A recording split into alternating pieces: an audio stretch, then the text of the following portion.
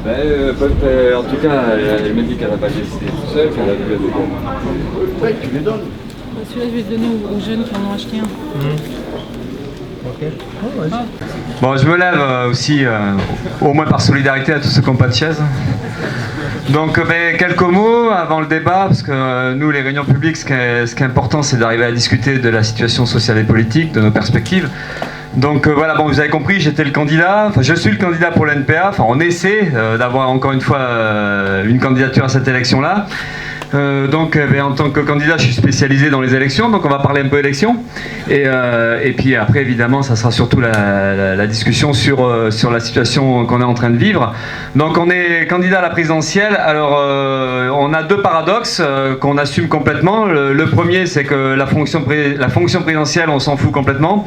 On n'en veut pas. Donc on l'a dit plusieurs fois. Donc ça fait sourire ou des fois ça rend les gens ne comprennent pas. Mais on la veut pas parce que c'est une fonction complètement antidémocratique. Hein. Pourquoi autant de pouvoir entre les mains d'une seule personne? On n'en veut pas parce que c'est à l'image d'un système politique qui est profondément antidémocratique. On rejette ça, mais on se présente quand même parce qu'en fait, du coup, la question de la présidence de la République, ça pose la question du pouvoir.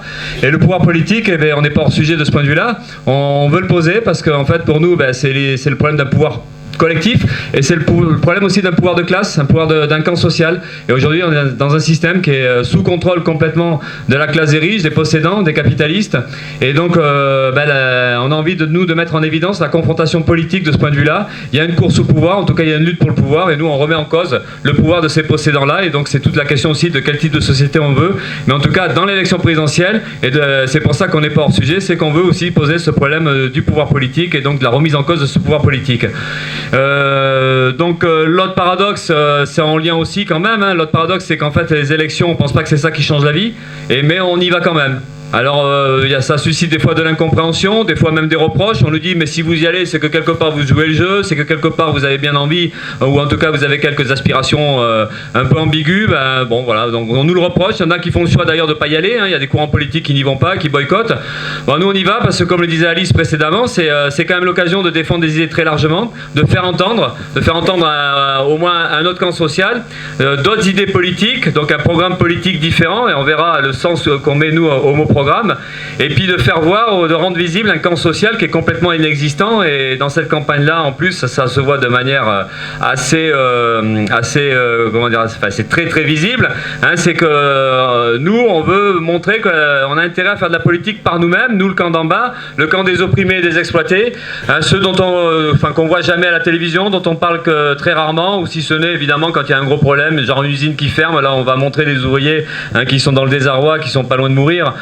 Mais sinon, en fait, c'est un camp social qu'on ne voit pas. Donc, le fait d'être là, c'est aussi une candidature ouvrière, c'est l'importance que ça a, ou en tout cas ouvrière dans le sens salarié, quelqu'un d'en bas. C'est aussi de dire, nous, on n'est pas plus cons que les autres, on n'est pas plus cons que ce camp des riches ou que ces politiciens professionnels. C'est cette idée qu'on peut faire de la politique nous-mêmes, qu'on comprend, on peut comprendre la société, et qu'après, c'est le message à faire passer, c'est de prendre ses affaires nous-mêmes, de nous organiser nous-mêmes et de mener des batailles, mais pas que le problème des batailles, c'est de comprendre ce qui se passe, d'agir dans cette société-là. Et c'est encore une fois la question de quelle société on veut, de la démocratie, comment on la voit, et on pense que c'est une participation forcément active de l'ensemble de la population. Donc on est contre cette idée d'une caste de politiciens professionnels, hein, qui est payé pour ça, grassement payé pour ça, hein. Bon, là on a quand même des exemples en ce moment qui montrent à quel point c'est bien payé, et puis même au-delà du revenu qu'ils ont, parce que bon, un député, on le savait, hein, c'est 6 000 € et quelques, plus les petites enveloppes qu'il y a tout autour. Bon, là on a plus de détails depuis quelques temps, hein, et puis la marge de manœuvre qu'ils ont, hein, pour faire vivre les gens qu'ils aiment bien autour d'eux.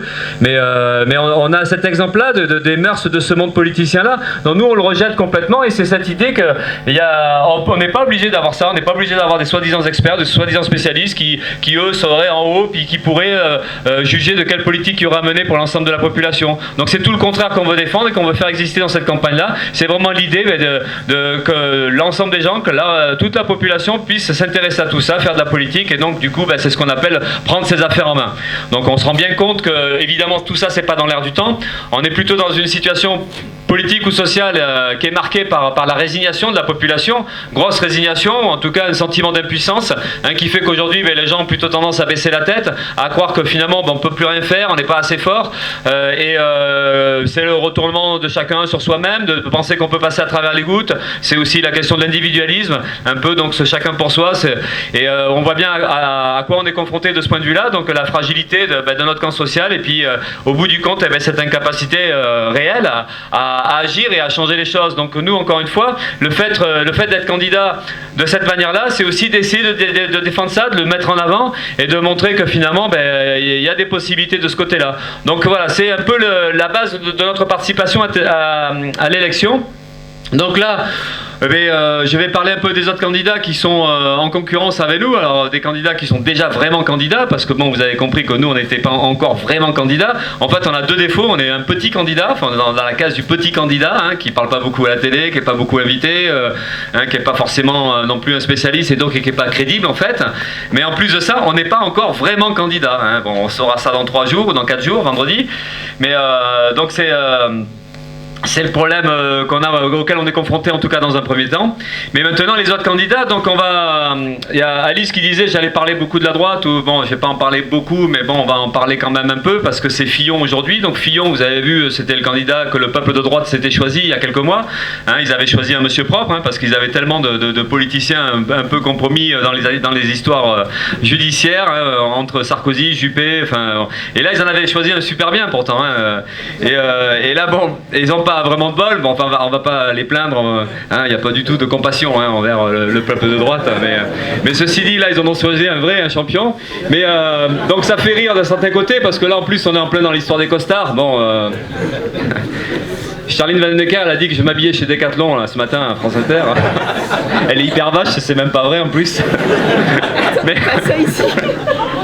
Mais le décalage il est énorme, c'est vrai. Voilà, donc vous avez vu bon Fillon qui en rajoute une couche parce qu'il dit bon ben ouais ok, je m'habille à 13 000 €, enfin ça vous avez vu, c'est 2 costards à 13 000 €, bon et alors on me l'a offert, et alors il est où le problème? Bon alors on rigole, mais ça va jusqu'au bout quoi, et puis c'est pas fini parce que lui-même il dit demain on va s'intéresser à ses caleçons, à tout le coup il y a vraiment un problème de ce côté-là. Mais ce que ça montre là, c'est ces gens-là qui sont d'une arrogance, enfin qui se croient vraiment tout permis. Donc là, bon, on rigole sur les costards, mais le problème d'avant c'est quand même beaucoup plus sérieux, c'est le problème des emplois fictifs. Mais au-delà de la question des emplois fictifs, c'est d'arriver à surpayer. Mais alors en plus, hein, vous avez vu, on n'est pas loin du million d'euros, hein, qui serait en revenu pour sa femme et ses 2 enfants. Et puis bon, après on verra bien jusqu'où ça peut aller. Mais cette question d'emploi fictif, c'est la question aussi de comment, quand on est élu de la République, après grosso modo on fait un peu ce qu'on veut, hein. Il y a 6 000 €, il y a 8 000 €, enfin vous avez vu, il y a des enveloppes diverses. Donc en fait ils ont le droit de faire ça, ils ont le droit de recruter qui veulent, d'embaucher qui veulent, de faire bosser qui veulent sans aucun contrôle, et eux-mêmes ils disent tranquillement, c'est que mais bon ils n'ont pas de compte à rendre en fait. Donc ça c'est aussi à l'image et mœurs des élus de la République, hein. Vous entendez bien que c'est des gens qui se sacrifient pour la République, hein. C'est bien connu tout ça, hein. Toute leur vie est vouée au service pour les autres, et bon ben on comprend mieux un peu ce que signifie le mot service pour eux, mais c'est à l'image donc de ce monde politique. Bon alors après il y a derrière Fillon, bon là il y a une flopée d'histoires qui datent plus ou moins, mais enfin il y a Dassault tout récemment, hein, Dassault qui va pas en prison parce qu'il est vieux, le monsieur, hein, 91 ans, 92 ans, enfin il est pris dans des tas d'histoires de détournement, y compris de méthodes mafieuses, parce qu'il paye des gens armés pour intimider, enfin bon voilà, c'est quand même beaucoup de choses. Et puis Balkany tout récemment aussi, vous avez vu le fils Balkany qui est allé en prison. Alors là bon, on se demande si c'est pas génétique finalement, hein, la triche, parce qu'à ce point là quand même, mais bon, et après il y a toutes ces vieilles histoires là. Donc à droite comme du côté du Parti Socialiste, en fait on s'aperçoit bien que les mœurs du monde politique, ben, c'est ça. Et puis il y a Le Pen, hein, c'est pas, nous on n'est pas surpris, mais enfin bon, ça pourrait quand même surprendre quelques-uns, parce que Le Pen et le Front National ils jouent sur cette idée que eux ils sont propres, eux c'est les mains propres, eux c'est le parti par définition anti-système, vraiment du côté des pauvres, du côté des ouvriers. D'ailleurs ils se disent des fois, ils osent le dire, le parti des ouvriers c'est nous, hein. Donc l'anti-système qui est soi-disant à l'écart de tout ça. Et bien voilà, ben, au moins il y a la démonstration qui est faite, pas seulement par l'histoire des emplois fictifs, cette fois c'est pas le Parlement en France, c'est le Parlement européen. En plus ça fait un peu sourire quand même, hein, ce Front National europhobe qui veut tant sortir de l'Europe et qui en fait utilise bien l'argent de l'Europe. Enfin l'argent de l'Europe c'est quand même l'argent aussi de la population, parce que c'est à travers à travers la fiscalité, qu'il y a aussi de l'argent dans le Parlement européen. Donc ce parti-là qui se dit propre et anti-système, en fait non seulement il se nourrit du système, il vit du système et il fait de la politique comme l'ensemble des partis politiques qui sont au service des plus riches. C'est les mêmes mœurs qui donc touchent eux aussi les dirigeants du Front National. Et alors donc il y a l'histoire des emplois fictifs, mais en fait vous avez vu les mises en examen de gens très proches de Le Pen parce qu'il y a financement de campagne illicite en 2012, parce qu'il y a des histoires de paradis fiscaux, ça c'est les comptes du père Le Pen qui seraient un peu en Suisse ou un peu ailleurs. Donc voilà, donc en fait on a tout de cette caste politicienne corrompue ou corruptrice et puis qui prend dans les caisses de l'argent public et puis qui triche comme tous les autres. Donc on a quand même dans cette campagne électorale là l'illustration des mœurs très développées du monde politicien. Et donc ça montre aussi toute l'urgence qu'il y a à rompre avec tout cela. Et nous, on n'a pas la prétention évidemment, tellement le rapport de force est quand même un peu en notre défaveur, mais on ne peut pas nous tout changer parce qu'on est là. Mais c'est quand même essayer d'expliquer, de faire comprendre qu'on a intérêt à vraiment rompre avec ça. Mais rompre avec les mœurs du monde politicien, c'est pas juste comme ça une caste politicienne qui serait indépendante de tout le reste de la société. Le monde politicien, c'est un monde au service des plus riches, qui est en lien et en connexion directe avec le camp des riches. Et en fait, les mœurs des mondes politiciens, c'est les mœurs de cette classe qui dirige la société. Parce que là, ça discute de Fillon, de l'argent qu'il prend, des 1 million d'euros, ça discute de Le Pen avec les 320 000 euros, ça discute un peu de tout cet argent-là qu'on voit bien qui existe finalement. Mais en réalité, donc c'est le reflet de toute cette fortune, de toute cette richesse-là qui se retrouve en haut de la société, qui se retrouve entre les mains des capitalistes, des possédants, entre les mains, je parlais de Dassault tout à l'heure, parce qu'il est à la fois politicien, mais en même temps, et surtout, il est patron de Dassault, évidemment, mais patron aussi du Figaro. Donc on voit la fortune qu'il y a entre les mains de ces gens-là, et c'est donc cette société-là, cette société soi-disant de crise, soi-disant où finalement tout devient difficile, vous avez vu, concurrence, compétitivité, enfin tout ce qui est bon pour nous finalement, tous les discours de propagande ultralibérale, il faudrait se serrer la ceinture, où c'est l'époque de la rigueur, où on vivrait au-dessus, j'ai pas compris mais c'est pas grave. Non mais c'est bon, mais donc il y a un débat après, donc tout le monde peut parler. Alors c'est vrai que ça va, moi je vais prendre la parole plus que les autres, mais le monde est, ouais, si tu veux, si ça te dérange pas de respecter le truc, ça serait pas mal. Et après on discute ensemble. Donc on voit bien ce monde de riches, ces fortunes là. Donc on le voit, donc encore une fois les mœurs du monde politicien, mais derrière donc c'est cette richesse là, mais une richesse complètement dingue, complètement indécente, parce que aujourd'hui, je sais pas si vous avez entendu, là c'est des chiffres tout récents, c'est que les profits des entreprises du CAC 40, donc les 40 plus grosses entreprises françaises qui sont cotées en bourse, c'est 75 milliards d'euros, donc c'est 31%, 31 et quelques et même 32% on va dire, de plus que l'année précédente. Après ce qui est distribué sous forme de dividendes aux actionnaires, ça a été en 2016 57 milliards d'euros, donc à peu près 10 milliards de plus que l'année précédente. Donc on voit aussi ces fortunes-là, puis à côté de ça c'est aussi, même s'il y a du lien, mais bon c'est autre chose, mais les fortunes, les plus grandes fortunes de France augmentent, et on a aujourd'hui des fortunes que celles de Arnaud, celle de Bettencourt, celle de Mullier, Bolloré, Draghi, donc tous ces gens-là, c'est des fortunes qui augmentent, et donc autour de 30 milliards d'euros pour les plus gros, 30-35 milliards d'euros, peut-être même des fois 40 milliards d'euros. Donc c'est cette capacité de détournement des richesses, de vol des richesses qui se retrouvent dans leur coffre-fort. Donc là aussi, il faut qu'on en discute, parce que c'est des chiffres qu'on entend qui nous dépassent, et puis des fois même on vit avec, finalement, on est résigné à tout ça. Parce que finalement, on sait qu'il y a de la richesse, une richesse indécente, on sait qu'il y a du pognon un peu partout à ce niveau-là, mais finalement, c'est comme si c'était un problème inévitable, ou comme si en soi c'était pas un problème. Mais si, parce qu'il y a un lien direct évidemment entre l'accumulation des richesses à ce point-là et puis la pauvreté qu'il y a de l'autre côté. Parce qu'en fait, le chômage, la précarité, la difficulté de se soigner, de se loger, ou la destruction des services publics, et puis finalement une société qui recule de plus en plus, qui devient de plus en plus violente, de plus en plus pauvre, c'est complètement lié au fait que les riches s'enrichissent, parce qu'en fait c'est ça le capitalisme. Et un capitalisme, c'est une économie qui ne se raisonne pas. C'est la course au profit, la course à la rentabilité, la productivité, et derrière c'est un mécanisme qui permet aux plus riches de s'enrichir, et toute la propagande qu'on subit à longueur d'année, elle sert à ça. Donc c'est aussi le problème qu'il faut arriver à mettre en évidence, c'est qu'en fait on a un système économique qui, parce que ces gens-là possèdent, dirigent, font ce qu'ils veulent, en fait ils produisent comme ça les arrange, ils produisent ce qu'ils veulent et comment ils veulent, et donc du coup on a vraiment une accumulation de richesses complètement dingue. Donc là ce sont les chiffres qu'on peut sortir pour la France, Mais après, bon, il y a le chiffre qui est scandaleux, mais même qu'on n'arrive pas à imaginer, c'est la concentration de richesse à l'échelle planétaire. Je ne sais pas si vous l'avez entendu, ce chiffre-là, il a quand même un peu circulé dans les médias, c'est qu'en fait, c'était l'Oxfam, hein, l'ONG qui s'occupe de la lutte contre la pauvreté dans le monde, qui a cité ça. Donc en fait, aujourd'hui, la concentration de richesse au niveau de la planète, il est tel que les 8 plus gros milliardaires de la planète possèdent l'équivalent de ce que possède la moitié de la population la plus pauvre de la planète. Donc 8 milliardaires égale ce que gagnent 3 milliards 600 000 personnes, 600 millions de personnes.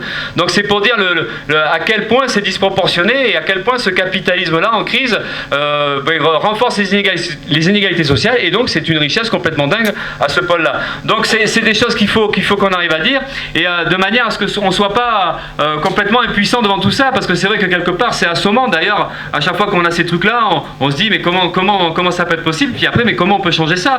Mais il n'empêche que le problème il est vraiment posé du partage des richesses, d'une autre répartition des richesses, mais surtout au bout du compte, le problème qui est posé, c'est comment on enlève des mains des capitalistes de ce camp-là le contrôle sur cette économie-là, parce que le partage des richesses finalement c'est un peu compliqué à imaginer, dans la mesure où de toute façon ceux qui possèdent, ceux qui dirigent, ils ne le voudront pas et ils concentreront les richesses toujours plus entre leurs mains. Donc le problème qui est posé, c'est le contrôle de la population sur l'économie, et pas juste une question de démocratie politique. Là, il faudrait aussi discuter du fonctionnement économique et comment la population, non seulement elle a un droit de regard, mais comment elle peut reprendre le contrôle, au moins sur les secteurs importants de l'économie. Et c'est ça qu'on essaie de mettre en avant dans notre programme.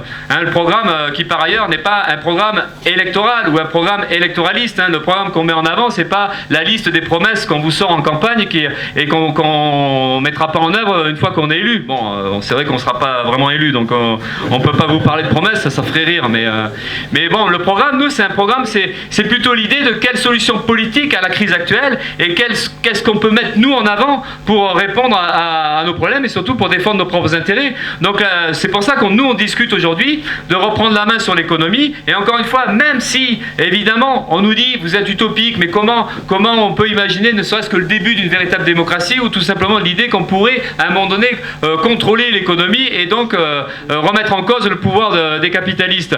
Donc évidemment, on peut dire que c'est utopique, mais nous on le met en avant parce que c'est le problème qui nous est posé de toute façon. Soit on laisse le capitalisme complètement irraisonnable, irraisonné, qui produit et puis qui détruit, parce qu'il détruit, on voit bien, il détruit les droits sociaux, les droits au travail, il détruit des familles entières par l'appauvrissement. Et là on parle de la France, parce qu'on pourrait parler de ce qui se passe dans la planète entière, c'est complètement effroyable. Mais le capitalisme ne détruit pas que ça, il détruit l'environnement, c'est un rouleau compresseur, y compris de ce point de vue-là, il détruit tout ce qu'il a entre les mains, parce qu'encore une fois, son problème c'est de produire des richesses pour lui. C'est une logique égoïste, c'est une rapacité d'un camp social, et qui le fait d'autant plus facilement que le rapport de force est en sa faveur. Et c'est ça un peu la différence dans les périodes du capitalisme d'il y a 30 ans, 40 ans, même si beaucoup d'entre vous ne l'a pas vraiment connu, enfin en tout cas en direct. Mais c'est vrai qu'il y avait un capitalisme qu'on pourrait dire à l'époque un peu plus social, en tout cas moins en crise. Et c'est vrai qu'il y avait une répartition des richesses qui était un peu moins inégalitaire. Et là, petit à petit, au fur et à mesure de l'avancée de la crise, donc de la destruction un peu des acquis sociaux, de la fragilisation du mouvement social, et bien c'est vrai que le rapport de force il est de plus en plus à leur faveur, et ils écrasent toujours plus, et ils prennent toujours plus. C'est ça qui est en train de se passer, et ça ne s'arrête pas. On le voit d'ailleurs, les politiques qui sont mises en œuvre depuis des décennies, qui sont celles de, il faut faire des cadeaux aux entreprises, pas aux patrons, aux entreprises, il faut exonérer les charges sociales. Les charges sociales, c'est les cotisations sociales, mais eux ils appellent ça des charges. Il faut libérer l'entreprise, parce que c'est comme ça qu'elle sera innovante, donc il faut forcément un peu alléger, donc licencier, supprimer des emplois, il faut baisser les salaires aussi, et puis si on dégrade un peu les conditions de travail, c'est pas grave, c'est un dur moment à passer, mais on est obligé d'eux. Donc ça c'est leur logique à eux qui amène à... Donc, parce qu'ils contrôlent tout, et puis c'est comme ça qu'ils conçoivent les choses, donc, parce qu'ils sont juste à défendre leurs propres intérêts privés. Donc c'est tout ça qu'il faut qu'on arrive à remettre en cause. Donc c'est pour ça qu'en fait on discute dans le programme politique qu'on défend, c'est la question de la réquisition, c'est la question de l'expropriation, au moins dans des secteurs clés de l'économie. Et pour nous les secteurs clés de l'économie, c'est au moins déjà pour commencer le secteur bancaire. La banque ou les banques, vous avez vu, c'est quand même d'une part les responsables de la crise de 2008. D'ailleurs, ils ont été grassement grassement protégé dans la foulée de 2000 parce qu'il fallait visiblement que ça ne s'écroule pas le système bancaire. Donc ça a été des milliards et des milliards réinjectés dans les banques. Mais là aujourd'hui, même les économistes les plus libéraux, ils sont en train d'expliquer qu'on n'est pas à l'abri d'un nouveau krach boursier et qu'il peut très bien y avoir demain une nouvelle catastrophe financière. Et les banques, c'est elles qui joueront le rôle majeur là-dedans. C'est elles qui préparent ces crises-là parce qu'en fait, on a exactement le même fonctionnement, on a exactement le même parasitisme financier. Et donc c'est de la spéculation. Et puis au bout du compte, oui, c'est l'écroulement qui est réel pour une partie de l'économie. Donc cette question des banques, c'est ça, et c'est aussi les banques qui organisent la fraude et l'évasion fiscale, parce qu'on en entend parler régulièrement. Vous savez que donc des riches cachent le surplus qu'ils ont dans les paradis fiscaux, parce qu'ils sont riches, mais bon, ça les empêche visiblement de payer des impôts en proportion de ce qu'ils ont entre les mains. Donc, ça s'appelle pas comme ça vraiment, ça s'appelle la fraude ou l'évasion fiscale. Donc l'évasion fiscale, par exemple, en France, c'est à peu près, c'est une estimation des syndicats comme Solidaire, Solidaire Finance, qui a fait une estimation, parce qu'en fait les capitalistes ils disent pas clairement ce qu'ils mettent de côté. Donc en fait il faut qu'il y ait des gens qui bossent pour savoir ce qui se passe vraiment. Et donc c'est à peu près 600 milliards d'euros d'avoirs français qui sont disséminés dans les paradis fiscaux. Et ces 600 milliards d'euros français, et ça représente, c'est à peu près 300 milliards dans les entreprises françaises, et puis c'est 300 milliards de particuliers français.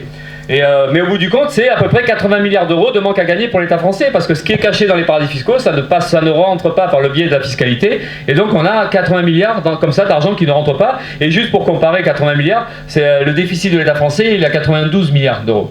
Donc c'est pour vous dire, en fait, ce déficit-là, vous avez vu que il ne fallait pas que ça dépasse 3% par rapport au PIB. Et c'est au nom de ça qu'on justifie des politiques d'austérité. Et bien si les riches, ils trichaient pas, et s'ils payaient rien que cette partie de la triche, parce que la triche des riches, elle est plus large que ça, et bien il n'y aurait quasiment pas de déficit de l'État français. Donc c'est pour dire aussi la capacité de la société à pouvoir quand même vivre et répondre aux besoins de la population. Donc on est sur cette triche-là. Donc les banques aujourd'hui, nous ce qu'on dit, c'est qu'il faut que ce soit un monopole public bancaire. Donc c'est la question de la réquisition, c'est la question du contrôle par les salariés et de l'ensemble de la population, de manière à ce que le système bancaire, ça devienne vraiment un outil utile à l'économie et qui mette l'argent là où ça peut être utile, là où c'est nécessaire, là où ça peut répondre aux besoins de la population. Donc pour nous, ça c'est un secteur clé qu'il faut réquisitionner et donc mettre sous contrôle de la population. Il y a un autre secteur clé ou plusieurs autres, mais bon, je vais en parler de deux. Plutôt rapidement, c'est ce qui concerne la recherche médicamenteuse, enfin tout ce qu'on appelle l'industrie pharmaceutique. Donc là, c'est pour nous une urgence et une absolue nécessité que ce soit sous contrôle de la population, et donc il faut libérer ce secteur des logiques de rentabilité et de rapacité pour les plus riches. Donc ça c'est important, parce qu'après c'est aussi tout le problème de répondre à la santé des populations. Mais l'autre secteur qui pour nous est fondamental, c'est la question des énergies. Et à la fois la production et la distribution, parce qu'il y a la question sociale, mais il y a encore une fois la question environnementale. Donc c'est fondamental aussi que ce secteur de l'économie soit libéré des logiques du privé, et que ce soit vraiment un service public sous contrôle encore une fois de la population, et qu'on puisse mettre en place ainsi une politique énergétique, mais encore une fois la production et la distribution qui soit réellement en réponse aux besoins de la population. Et il n'y a qu'un service public qui peut le faire. C'est pas entre les mains des capitalistes que ça peut le faire, et là on le voit bien d'ailleurs, c'est que finalement tout est fait n'importe comment. On voit d'abord le choix énergétique. En France, ça reste encore le nucléaire qui est largement majoritaire. Il va falloir je sais pas combien d'accidents pour se rendre compte que cette énergie-là est profondément dangereuse, parce que là, il y avait l'anniversaire, en façon de parler, ça fait 6 ans qu'il y a eu le drame à Fukushima.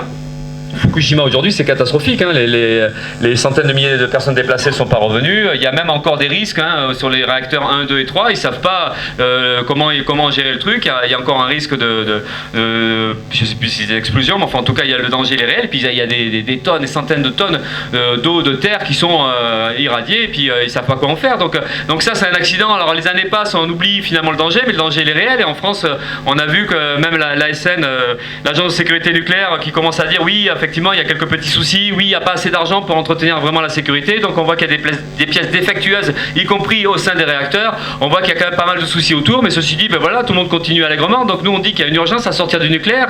Donc, il faut arrêter. Donc, c'est un schéma sur 10 ans. C'est tout un boulot qui a été fait, évidemment, par les spécialistes des associations anti-nucléaires. Mais il y a la possibilité de sortir du nucléaire. Mais donc, ça veut dire qu'il faut qu'on le mette en œuvre dès maintenant. Mais sortir du nucléaire, c'est aussi, à côté de ça, la question des énergies fossiles, qu'il faut en sortir aussi. Donc, la question des énergies renouvelables, comment on investit là-dedans. l'innovation, comment on développe. Et puis à côté de ça, c'est aussi comment on réorganise la société. C'est la question du transport. Alice en parlait. C'est comment on arrive à sortir du tout camion, du tout voiture, comment on arrive à mettre en place, à développer tous les transports collectifs, notamment les trains. Donc ça veut dire combattre les lignes LGV qui sont complètement contre-productives parce qu'en fait c'est des grandes lignes principales pour servir les plus riches et en même temps on supprime des lignes transversales, des lignes qui étaient utiles à la population, y compris pour aller travailler. Donc en fait on s'aperçoit bien qu'un service public de l'énergie couplé à la question des transports, eh bien, c'est la seule manière d'avoir une politique cohérente avec le souci de répondre aux besoins de la population. C'est un service public et donc ce service public là c'est obligatoirement la question de l'expropriation des grosses multinationales, hein, que ce soit Total pour le pétrole ou que ce soit après les boîtes semi-privées comme Areva autour du nucléaire. Donc oui, on pense que c'est possible, et y compris au niveau de l'emploi, parce que l'argument c'est toujours de dire oui mais le nucléaire ça crée beaucoup d'emplois et si on l'arrête il y aura encore de plus en plus de suppression d'emplois, ce qui est archi faux. L'emploi peut être créé évidemment dans les énergies de transition et puis surtout le nucléaire, même si on l'arrête, malheureusement d'une certaine manière, il y aura besoin d'énormément de salariés puisqu'en fait il faudra traiter les déchets. Ils ne savent même pas comment les traiter aujourd'hui. La super bonne idée qu'ils ont c'est de planquer les déchets à 400 mètres sous terre. Vous avez vu, hein, c'est la bataille qu'il y a à Bure là-bas. Ils pensent qu'en les cachant dessous à 400 mètres sous terre on se débarrasse du problème. Ce qui est archi faux, c'est qu'en plus la nature du sol ne le permet même pas. Enfin, il y a un danger réel.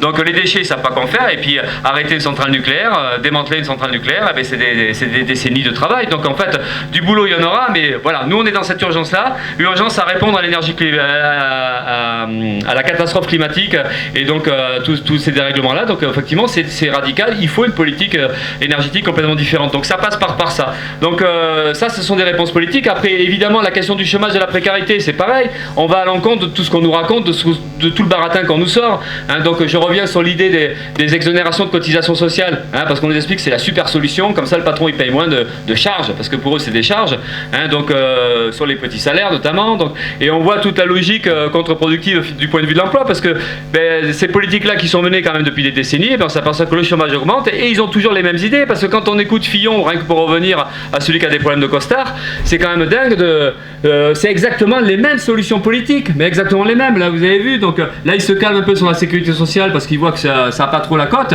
mais sinon c'est quoi? C'est revenir sur les 35 heures, donc enfin supprimer les 35 heures et revenir aux 39 heures, c'est la suppression des emplois dans la fonction publique, donc il reste sur le chiffre de 500 000, pourquoi? Parce que ça coûte cher des salaires, donc en remontant le temps de travail hebdomadaire, on arrive à supprimer, il a calculé comme ça, il explique bien, en fait en remontant de 10% le temps de travail, on peut supprimer 10% des fonctionnaires, hein, parce que ça coûte cher les revenus des fonctionnaires, et puis en fait, et puis c'est la réduction des impôts sur les sociétés, la réduction de l'ISF ou la suppression même de l'ISF, et puis c'est toutes ces solutions de cadeaux fiscaux à l'ensemble des entreprises, puisque le CICE, bon évidemment pour faire un peu de droite, parce qu'en fait la droite est un peu jalouse de ce que fait la gauche des fois, hein, enfin de ce que fait le PS, donc en fait là ils veulent pas démonter le CICE mais ils veulent l'adapter. Alors donc mais en fait le principe du CICE serait conservé, et le CICE c'est par an c'est à peu près 20 milliards de cadeaux fiscaux aux entreprises, donc tout ça continue, donc en fait on a ces mêmes solutions là de cadeaux fiscaux, les entreprises et les patrons payeront de moins en moins ou d'impôts ou de cotisations sociales, et donc on sait très bien où c'est que ça va amener, on sait très bien qu'au bout du compte ça sera pas la réduction du chômage, ça sera au contraire l'augmentation du chômage, ou même si c'est pas complètement l'augmentation du chômage parce qu'ils arrivent à tricher sur les chiffres, en tout cas ce qui est certain ça sera l'augmentation de la précarité, et plus ça ira, plus ça sera des bas salaires, plus ça sera des petits boulots et la galère pour des millions et des millions de gens. Donc la seule réponse en fait qui est de bon sens, mais finalement visiblement elle ne vient pas dans leur tête, c'est d'arrêter de licencier, c'est d'arrêter de supprimer des emplois dans la fonction publique, c'est d'avoir des politiques d'embauche, hein, en plus dans les services publics et notamment dans la santé, pour y revenir, hein, vous avez vu la situation ou les conditions de travail pour les infirmières, les aides-soignantes dans les hôpitaux, que ce soit dans les hôpitaux publics ou dans les cliniques privées, où là il y a une souffrance au travail, il y a une surcharge de travail énorme, et puis c'est le burn-out, et puis y compris donc des suicides qui se multiplient dans les hôpitaux. Donc il y a un drame aujourd'hui qui est vécu par ceux qui ont la chance entre guillemets de garder leur travail. Donc l'urgence c'est de réembaucher, et surtout dans la santé où là il y a la question des conditions de travail pour les salariés, mais il y a aussi la question d'un service de santé qui puisse être accessible à l'ensemble de la population. Donc il y a une urgence à réagir, donc ça passe par des politiques d'embauche, ça passe déjà donc par arrêter les licenciements, et puis c'est évidemment, alors qu'on nous parle aujourd'hui de remettre en cause les 35 heures pour revenir aux 39 heures, nous ce qu'on discute c'est au contraire, il faut rabaisser le temps de travail hebdomadaire de manière à ce qu'on puisse répartir le travail entre toutes et tous, donc rabaisser sans baisser les salaires, mais il faut aujourd'hui absolument que tout le monde bosse, et que pour que tout le monde bosse et dans des bonnes conditions, hein, mais ça veut dire aujourd'hui qu'il faut qu'on réduise interdisent le temps de travail hebdomadaire, et puis aussi qu'il faut qu'on revienne à une retraite à 60 ans, mais même y compris à 55 ans, il y a certainement les moyens aujourd'hui de faire bosser moins, parce qu'en plus l'argument suprême pour justifier le fait qu'on peut bosser plus longtemps et qu'on peut aller jusqu'à 65 ans, puisque c'est dans le programme de Fillon, 65 ans aussi. L'argument, c'est qu'on vit plus longtemps, mais même ça, c'est un mensonge. C'est vrai que globalement, l'ensemble de la population vit plus longtemps, mais quoique la dernière année, il y a un léger recul de l'espérance de vie, mais c'est surtout qu'il y a une disparité énorme suivant le milieu social dans lequel on vit et suivant le type de boulot qu'on fait. Et en fait, il y a plus de 10 ans d'écart entre une profession libérale en espérance de vie et un ouvrier. Et après, on peut discuter de l'espérance de vie en bonne santé. Là, l'écart, il est encore plus grand. Et être en bonne santé à 60 ans, quand on est ouvrier, quand on fait des boulots durs, c'est quasiment pas possible. Donc c'est pour ça qu'aujourd'hui se justifie complètement cette idée qu'il faut revenir à une retraite à 60 ans, et puis même avant. Donc le droit de partir plus tôt, derrière on sait que c'est des jeunes qui peuvent avoir du boulot. Donc voilà tout ça. Mais ça, ce sont des solutions radicales évidemment, enfin en tout cas radicalement opposées à ce qu'on nous défend au quotidien. Mais en fait on n'aura pas le choix donc d'imposer ces solutions-là. Donc là, ce sont des réponses qu'on donne. Et donc quand je vous dis ça, vous vous rendez bien compte, et tout le monde se rend bien compte, que ça suppose quand même un rapport de force.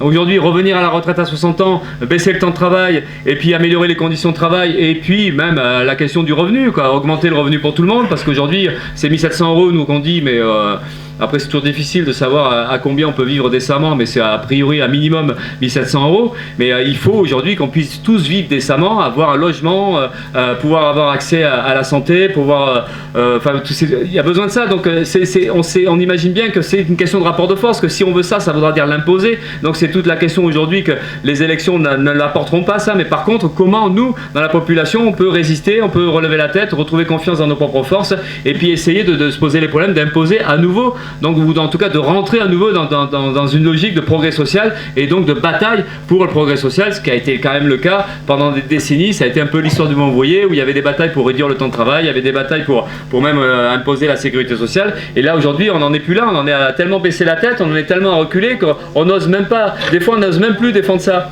On n'ose même plus défendre les 35 heures, même des fonctionnaires, des fois ils n'osent même pas faire grève parce qu'ils se sentent privilégiés, tellement on est pris dans la propagande, tellement on intègre quelque part le raisonnement de la classe dominante. C'est-à-dire qu'on croit que finalement, oui, il faudrait plus trop revendiquer parce que c'est tellement la merde, ou parce qu'il y a des chômeurs, ou parce qu'il y a des précaires, ou parce qu'il y a des gens qui vivent en dessous de 900 €, parce qu'il y a quand même 8 millions de gens qui vivent en dessous du seuil de pauvreté, ce qui est énorme. Donc du coup, on culpabilise. Et finalement, on s'aperçoit que toute la propagande qui est faite, tout le poids qu'on nous met sur la tête, ça fonctionne un peu quand même. C'est que on croit que c'est un peu normal de vivre avec un SMIC à 1100 €, c'est un peu normal de galérer d'un boulot à un autre, ou c'est un peu normal pour un jeune finalement de ne pas trouver du boulot de suite et de galérer. Bon. Et c'est ça qui est terrible, c'est qu'on l'intègre ça aussi. Alors qu'à côté de ça, encore une fois, les richesses sont énormes, des gens vivent dans des conditions complètement différentes. Bon, voilà. Donc c'est pour ça que c'est aussi compliqué de remettre en avant des idées comme ça, parce qu'on s'aperçoit bien que beaucoup de gens ont complètement oublié ça. Et donc c'est important dans cette campagne-là de remettre en avant ça, et en même temps évidemment de discuter d'un rapport de force, comment le rapport de force peut changer, parce que c'est ce rapport de force différent